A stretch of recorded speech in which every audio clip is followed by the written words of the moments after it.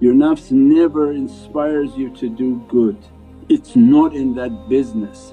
Any inspiration towards goodness, to support, to give, to do, to give a khidmat, those are inspirations and commands coming from the heavens, given to the consciousness of the servant. It's an inspiration to protect you from something else that has been written for you.